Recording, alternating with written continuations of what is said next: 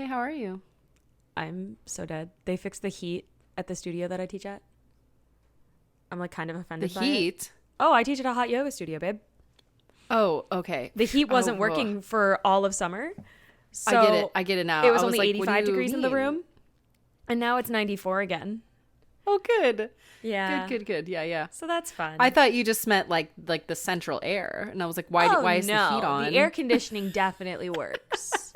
The heat also now works. And I had to warn my students today because it's my hot yoga class with weights. And I went, hi, please don't die. Thank you. Pick up heavier weights than you want to. Bye.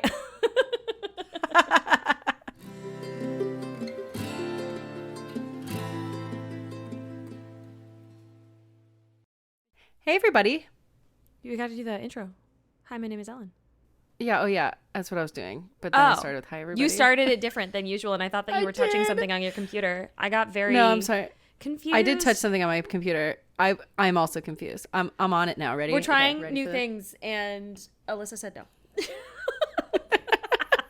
Just going way off script. Hi, I am not welcome for that. My brain has too many thoughts. Please don't change the pattern. Like, can you please stick to the script, lady? Like, what are you doing? We don't even have a script for this. I know. Literally, like the one thing that's not written out. 40 episodes. Okay. Hey, everyone. My name is Ellen. And my name's Alyssa, and welcome to the Modern Singer podcast. Oh, man, I'm giggly today. I like it. It's a Monday. It's Labor Day. I mean, how could it's you not be my mom's giggly? birthday tomorrow, and Oh, no I way. have a Moscow Mule. Oh, it's perfect. Some I'm still hydrated. I'm ASMR. behind. on Oh, water. see, I've had, what's 40 times 5? 200 ounces Oh. of water today. Oh, my Lanta. It's a hot studio. I also had a recording for an audition this morning. Can we just talk about How'd the that fact that, like, it was fine. It was fine. I did not do it memorized because they sent me 12 pages of sides. 12 pages. Yeah. I got called for 2 roles, so I recorded both of them, but it was 6 pages each because apparently the equity cap, it's either equity or SAG, and I don't remember which, but I'm non-union, so it doesn't apply to me anyways, but the cap is supposed to be 10 pages per call, but because they split it into 2, they were allowed to do it. But also, like, why are we calling for 6 pages of a script in an audition? That's a lot. Yeah, and it's just like it stems into the unpaid labor of what it takes to audition and how people are abusing self-tapes a little bit in casting because they can ask for more, but then also with the industry standard of, do I do it memorized? Do I not? So today I chose to not do it memorized so that I could actually say Good all for of the you. words because I was on a time crunch. Better to do it right than unmemorized. Correct. I agree. Correct. And it's a tape, so Yeah. I completely agree. Yeah, but like this is a role that I like actually really want. It's for a true crime play Oh, about a 1950s movie star. That's right up our alley. And the character that I got called in for, she's a real person. Guess when her birthday is? On your birthday? Yes. No. She's blonde hair, blue-eyed. My birthday. Like, it's illegal to not give me this role, right? I need it. Yeah, that's pretty perfect. And it's true crime. Like, you can't tell me that this isn't the perfect show for me. It's literally perfect. Yeah. So I got called in for her, and then I got called in for the ensemble / swings. So yeah, we'll see how that goes. Nice. How are you? Well, What's sending up? good vibes. Thank you. I'm good. I'm good. I got an email today from Yap Tracker. Okay, like I haven't had Yap Tracker in like 5. I mean, I've been at Arizona Opera for 4+ years. So like I haven't had Yap Tracker for at least 4 years. Yeah. And I haven't gotten an email from them for that amount of time, like maybe like right when I canceled, and it was like, oh, you sure? I'm like, Yeah. hell yeah. But like it just gave me another one. It's like perfect time, and I was like, what? delete. Yeah. But speaking of Yap Tracker, if you need a discount code, I actually have one in my link in my bio, my personal bio. So if you want to help me out, that'd be great. Yeah, Not and a it is a good sponsorship. resource. Not knocking Yap Tracker. I don't sing professionally. professionally anymore, or as of right now. So I was like, after 4 years. I use so many posting places to look for jobs, and Yap Tracker is the one that is like the least updated, because Backstage is the most updated. And then I would say probably Actors Access is right behind that.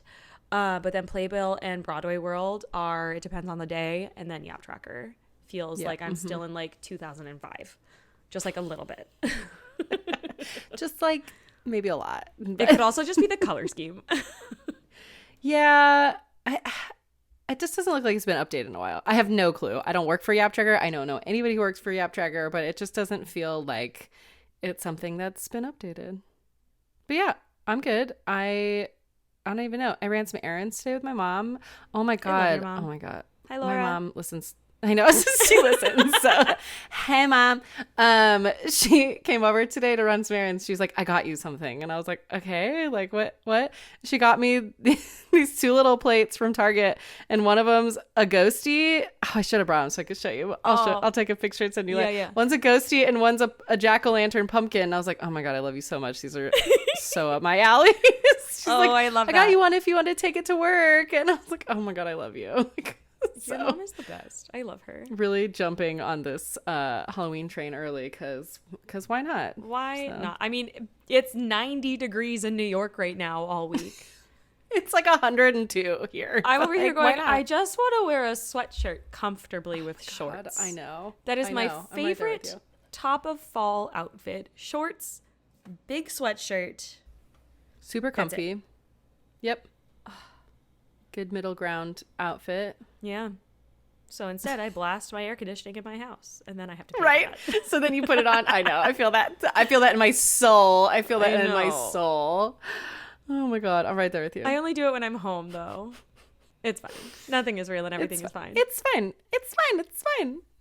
Well, welcome to the last episode of our rep series. Now that you've listened to our entire series, hopefully, if not, you can catch up with all of the recordings.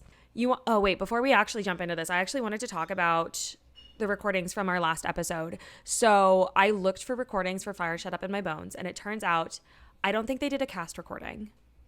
Okay. But there's a bunch of stuff on YouTube that you can go watch, so definitely go check those out. So instead of cast recordings, I actually put in the Met Opera's podcast in the playlist about Fire Shut Up in My Bones, so you can learn a little bit more in depth about it.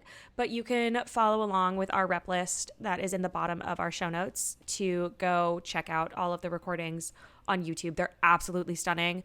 I just couldn't get them on the Spotify playlist.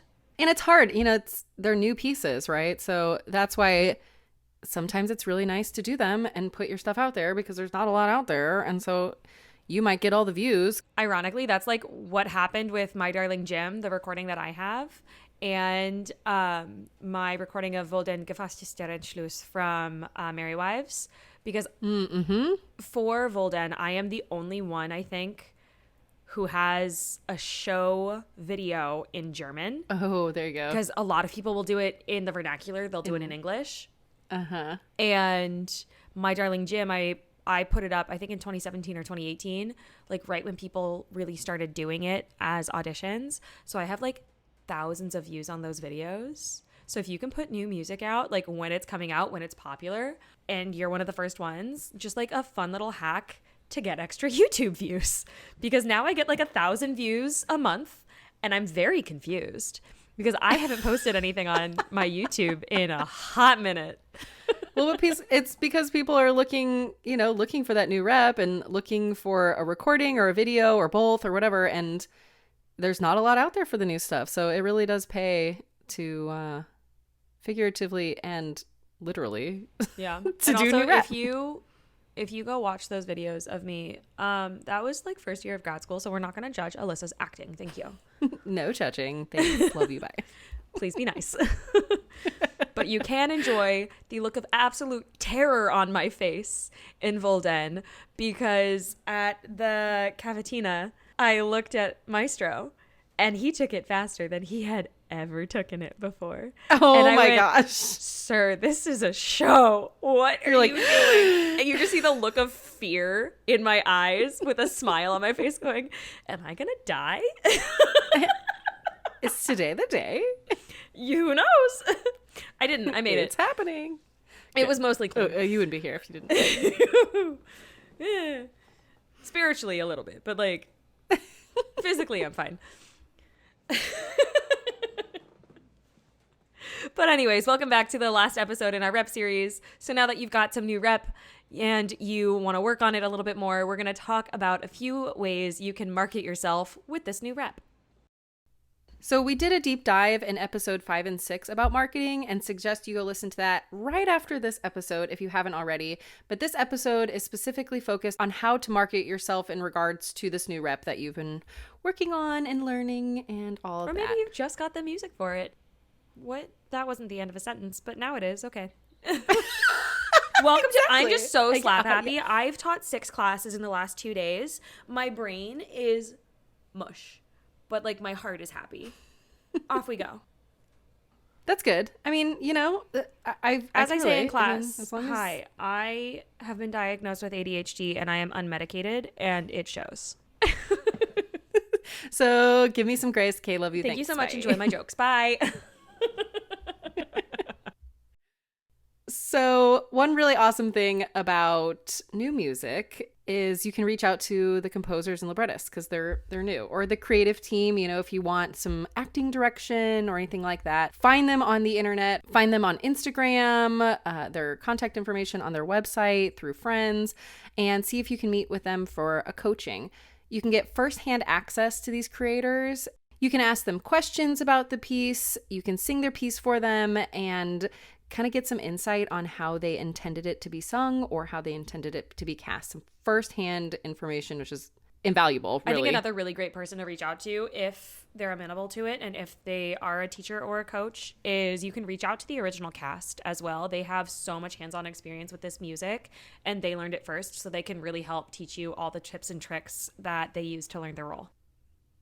All of that is an excellent way to get yourself in front of the people in the industry and to make connections with people who are actually doing it. Like Alyssa said, the casts and creatives, the composer, the librettists. Maestro. They're in it. They're working. Maestro, the acting or fight coach. I mean, anybody who is part of the original creative team. A great way to make connections, get your face and name in front of those people. I've seen this happen before, so I wanted to just kind of add it in. Sometimes when you make those connections, they may even want to feature you in some of their new works. I've seen people have completely dedicated song cycles written for them and stuff. So it's another way to just keep adding amazing things to your career.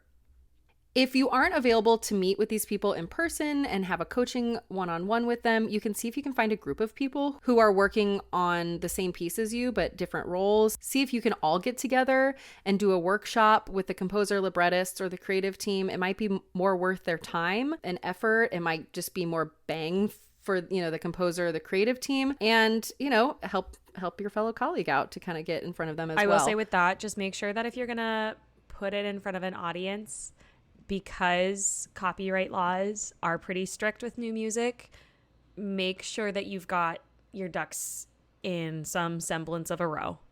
Because 100%. If you're doing new composers' work, like I love the idea of putting on like a cabaret of a new show. Like I love that so much. I just don't want anyone to get in trouble. And that is not where you were taking it at all. And my brain spiraled. That's okay. No, that's a good. I was like, that's not what I mean. But that too, yeah. Hi, definitely. Welcome to Legal Brain with Alyssa. I am not an attorney and I cannot give legal advice, but please do make sure that you don't violate copyright laws. Definitely don't do that.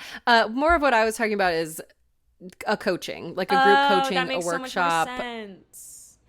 Yeah, like gather some people together. Maybe they're doing it different, roles or pieces that composer or librettist wrote, or getting with the director or maestro that has worked on those shows. Or even doing like something like Glory Denied, getting those 4 people together and like working the group numbers too. 100%. And then you can work like dynamics between those people. You can get like coachings and stuff like that. It might just be more worth it for the composer, the librettist, the maestro to kind of combine a bunch of people into one instead of just like a one-on-one with you. But also, if you're going to do it in front of people, listen to Alyssa's advice, because there are a lot of legal things that go on with new pieces, and that is extremely worth noting. When you are, if you do have the chance to do this, ask if you can take pictures or video of the coaching, of the session, whatever you're doing. See if this is also something that you can publicize. It might give your website or YouTube a boost. I mean, if you can't do a video or a recording because, it's more of a new piece or a raw, or they don't want their creative process kind of out there, see if you can take a picture, just like a photo, and put it on your social media so that, again, you're just saying like, hey, I've done this thing. Hey, I've made this connection. It's just more But whatever content. you do make sure that you ask if you can voice record it so that you can like listen back to it and listen back to your coaching. Do as I say, not as I do. Like, record your coachings and then go listen to them. I've recorded every single coaching I've ever had, and I've never listened to them. I am so sorry to all of my coaches. I hate listening to myself. I hate it. I do too. I will listen back for exactly the snippets I need so I can write down what they said, and then I will skip everything I did. I hate listening to myself. I hate listening to myself too, but it is really valuable. So ask if you can record it for, private reasons, and see if you can, get it recorded or a video or some sort of workshop for public reasons also. But make sure you distinct between the two, and make sure you ask permission always for anything like that, because you don't want to put a bad taste in someone's mouth. With that, you can also start putting this music on social media. Maybe you work with a pianist and you are working on your pre-screens. Record snippets of yourself singing parts of the music, parts of your rehearsal process, and post it sporadically. Make sure that you're filming in the correct style for the content that you're doing. So like vertical for TikTok, square or vertical. I guess it's vertical now for Instagram as well with Reels. But then you want horizontal for YouTube. You want horizontal for Facebook most of the time, but not always. Everything is changing. Everything is changing. Right? And everything's different. I know. You can start recording this and cutting it up into snippets, or recording parts of it. And then you can start posting sporadically, building up your social media portfolio. With that, again, be a person.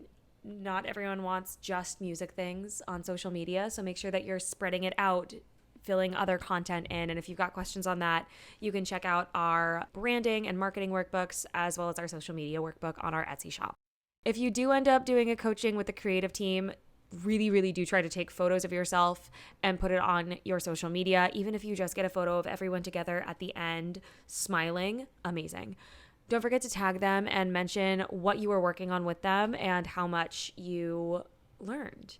It's always nice to just say something nice about someone in a social media post, whether they have 1,000 followers or 1,000,000 followers. Like, be kind. Be kind and give credit. Exactly. A little bit of niceness, it goes a long way. And not only that, but like, you're popping up on their social media, you're popping into their brains again. Like, you also pop up on their you want to be a nice colleague media, and which helps exactly the algorithm. You're welcome. All selfishly and non-selfishly, these are great it's the world we live in. It's the day and age that we live in, where social media unfortunately dictates a lot of our careers, no matter the kind of performer you are. So here we go. If you're going to build content, you might as well get some worth out of what you're doing to make it. Don't forget to also mention your upcoming projects and what you're working on when you're networking, whether that may be, through social media, posting, just through chat, when you're talking to friends or colleagues or even just family members. Drop in kind of your upcoming projects. You're learning this new music, whatever that may be. People might be able to connect you with the composers, librettists, creative team. Maybe it's not a new piece. Maybe it's like an older piece. Exactly. Past cast. If it's an older piece, maybe they revamped it and you want to work with the director or something like that. There's a lot of people in our industry, but it's also a very small industry. So mentioning these types of things that you're working on it brings it to people's mind, and they may just be able to hook you up with something really, really cool. I've been able to connect people like that too. Like, I know a couple of composers that are writing things. They were looking for a certain voice type, and I remembered someone else telling me that they spoke the language that they were looking for. So like, I was able to facilitate that connection. So also be open to while you are growing your network and you're looking for things, make sure that you're also putting your energy out there to support your friends and your colleagues who will then support you in return. That's a really great point. The people you talk to may also be working on that piece or know somebody who's working on that piece, and you could come together and put a production on of that piece. If you're struggling, they could hook you up with that person or talk to the person you're talking to about the piece.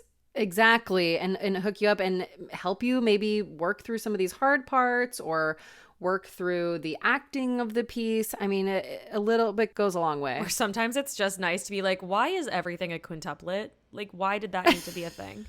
I have a very specific composer. Why is this here? She's like, why is everything a quintuplet?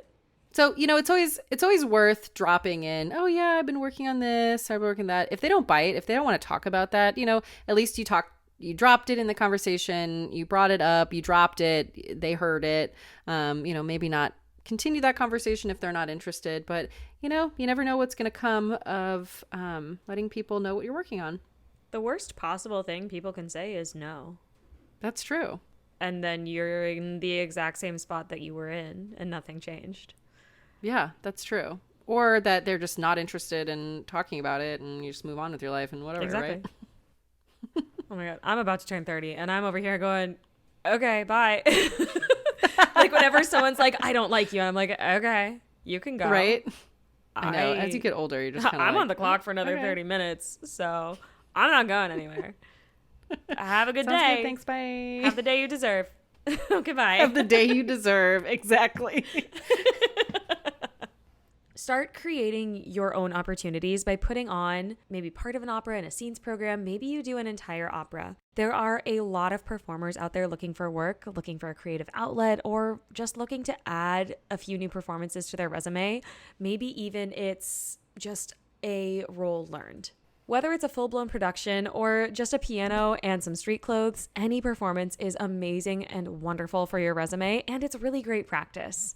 Don't forget to record yourself doing it, to put it out on your website, on YouTube, to share it with friends, maybe on social media. And if you're able, you can even invite the composer, stream it on Facebook or Instagram Live, maybe even YouTube Live. You can do TikTok Live now. I did a Christmas concert on that a couple years ago. But anything you can do to get people seeing you perform and getting pieces out there, whether they're new, whether they're done before, is such an amazing opportunity. Again, coming from, hi, I'm not a lawyer, but I know a lot of legal things. If you are putting on a performance, be aware of copyright laws. It's... I don't want to quote this wrong, so I'm not going to say it, but I know that there is a difference between paid and unpaid, like if you're selling tickets or if you're just filling a space. So double check, do your research, do your due diligence, don't piss off composers. 100%. Yeah. Or just, even if it's old rep, that's in public domain, making sure that the other artists involved are okay with you putting it on the internet just because it was like everyone your needs best to be okay with show. That. Exactly. Doesn't mean that it's their best performance or that they're okay with it. So just making sure that is covered. And then coming from, hi, my mom's a lawyer, put everything in writing. Put everything in writing. If you are working with other people, put it in writing. Hi, we are filming this and I am okay with it being posted on the internet. Yeah. And then don't purposely post things that make your colleagues look bad.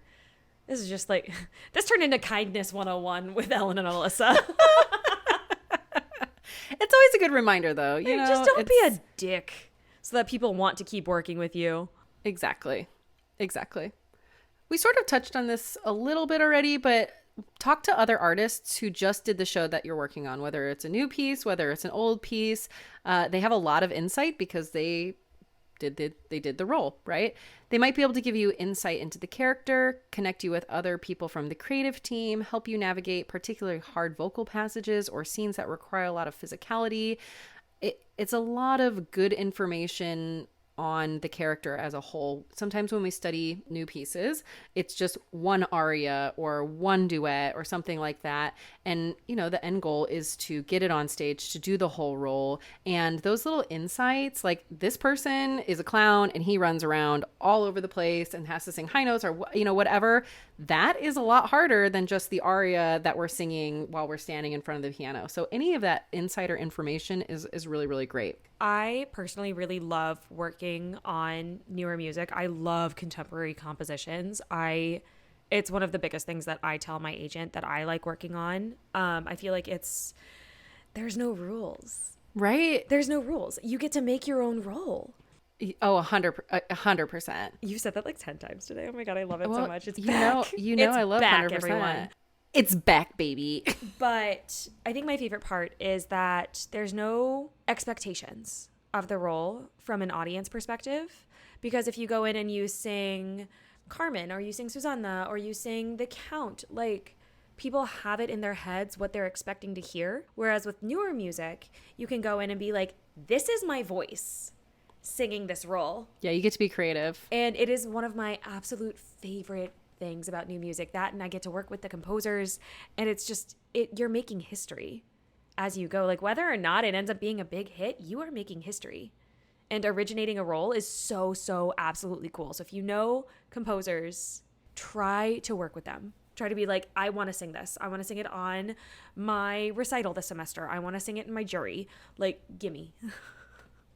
Give me. And, you can even make it as part of your brand. Like, there are a lot of singers out there that just sing new music, and it really, really works for them because they found that niche. So another great thing is to talk to other artists who focus on new rep. If that's something that you want to do, if that's something that you want to explore, if that's, if you're, even if it's just one piece that you're doing and everything else is, public domain, whatever, talk to artists who focus on new rep. They really can point you in the right direction of other rep that's suitable for your voice type that you might not know. Some newer rep that might not even really be out in the public that they might have some insider information on. They can get you into circles of others who focus on that new rep. That might be the composer, the librettist, the creative team, but that also might just be other singers, other instrumentalists, other actors, whoever that may be, who focus on new rep. And they can also give you pointers on other ways to market and network in the realm of new works, because it is very, very different. There's a lot of living people. Oh, yeah. The music is treated very differently in the singer realm, in the artistry realm, but also the way opera companies put it on, think about it, take care of it. I know Arizona Opera has a whole series called the Red Series. Not plugging Arizona Opera right now, but that focuses on new rep. And, different companies in different areas do different things about their new rep. Sometimes it's recitals, sometimes it's whole shows on the main stage. So talking to people who are in that circle who do a lot of new works can really give you a lot of insider information on that part of the industry. Do you have anyone in mind? I have a couple. And by a couple, I mean exactly one. For me, it's Caroline Wara. She is, oh my God, she's amazing. She was in the original cast. She was older Alice in Glory Denied. And she was in Handmaid's Tale. She wasn't a handmaid, the green. Oh, the warden? No, that's the mother wrong thing. Mother, yeah. So she was that in Handmaid's Tale. Oh my God, I've gotten to hear her live so many times, and I love her. But then she also does like standard rep. But I know she's an amazing coach. I've had the privilege to work with her, and she's an amazing coach. She's an amazing connection to make. But when you're looking for these people, look to see who's performing these. And then you can also connect with, maybe you want to work with that company. I know Dallas Opera does a lot of new works. I know Philadelphia does a lot of new works. Arizona does a lot of new works. The Met does not. The Met does a couple. They're starting to, I think, a little bit. But yeah. Once you are ready, you can start to bring these pieces into auditions. If new music is a part of your brand, make sure that the people you audition for know that. Make sure that you're bringing that piece in. A lot of companies nowadays are asking for a contemporary American piece. They listen to a lot of the same arias each and every day, and you can really stand out by singing something new, singing something that suits your voice, and maybe just singing something that people don't bring in every day. Because yes, everyone sings Devyani. Everyone sings Toreador, which is amazing, Never Stop. Papageno's aria, I hear a lot. The Falstaff version for tenors. I'm just saying that if you sing the Falstaff tenor aria, you can sing Fenton from the Nikolai version that we talked about, because he has a super cute little despiltness, and it's so cute. And it's the same range, and it sounds amazing. But finding these pieces that show the same things without being the exact same help you stand out in auditions. It helps you connect with the table a little bit more, and it helps them pay attention. Because if you hear the same aria for 6 hours out of a day, you're gonna tune out. I guarantee. Yeah. And even if if new rep is not your thing, like if that's just like, that's never going to happen, find pieces that you can sing that make you stand out also. Like Menotti, like everyone has their opinion about Menotti. So like putting that to the side, whatever you want, but it's not done a lot. Take a look at Wolf Trap. They always post like how many arias. They do a lot of research on audition arias. Yeah. Yeah, and so take a look at that. That might help you as well. But like Menotti, that's not like super new or anything like that. There are arias that people sing more, like there are roles where like the one aria is done a lot. Well, that person sings like 4 arias. Like try out a different aria. Saying that though, make sure it suits you. Make sure it's worth putting in your audition package. Make sure there's a good pianist part, because if you show up and you confuse your pianist, you're shooting yourself in the foot there. Yeah, make sure it's not like a super hard piano section, but it doesn't have to be new music to be different music. So just make sure that, when you're looking at those new pieces and stuff, that you're just making sure you're choosing pieces that make you stand out from the rest. Make sure that you take all of this stuff into your voice teacher, to your coach. Find your team that you trust to take this stuff to, and let them give you their input as well. Something that someone said in grad school that I want to leave everyone with before we sign off for today is, if you are hearing random things from casting that don't really fit with you, amazing. Everyone has their own opinion on everything, on literally everything. But it's when you start hearing the same thing 2 or 3 times, that's when you need to actually look into it. If someone says your G is too big for this role, and someone else says your G is too tiny, I need someone with a bigger voice for this role in this space, literally you're going to get so many contradicting opinions and thoughts based on different people casting for literally different buildings, different shows, all sorts of different things that they have going in mind. So it's when you start hearing things repeated from people who don't know your voice, that's when you need to start looking at them. But when in doubt, pay attention to your team, pay attention to your core people. That is your voice teacher, your coach, a director that you trust, maybe a maestro that you work with regularly. I would say avoid using your singer colleagues as a part of your team. As much as we love it, they are also biased in their own ears, and they don't work with you on a day-to-day basis. But having your core group of people, it only has to be 3 or 4 people really, but finding your core group of people to listen to you, to give their honest opinion, is what you need to bring this stuff into auditions. Yeah, that was such a tangent. That's step 1. But that's step 1. I mean, yeah, definitely. Like when you're looking at these pieces, it's very important to highlight. Don't do any of these things until you have brought this to your coach, to your teacher, gotten it kind of approved. It feels good in your voice. And yeah. I like how we said that this was going to be a short episode, and it's been 40 minutes. We're doing great. Thank you so much for listening. Do you want to hear more from us? Sign up for our newsletter to gain access to our freebies and other updates. Ellen and I want to make sure that we can keep getting new information out to our singing community, but to do that, we need your help. If you like what you're hearing, make sure to subscribe and automate downloads wherever you listen. This really helps us work with the algorithm to reach new followers. And if you really loved this episode, you can share it with a friend to help us reach your singing community as well. Are you looking for the resources we mentioned today? Check it out in our show notes below to see everything we mentioned in this episode. And if you want to buy us a coffee to enjoy while we're creating these episodes, you can drop us a tip wherever you follow us. We'll see you next time. Bye. Bye.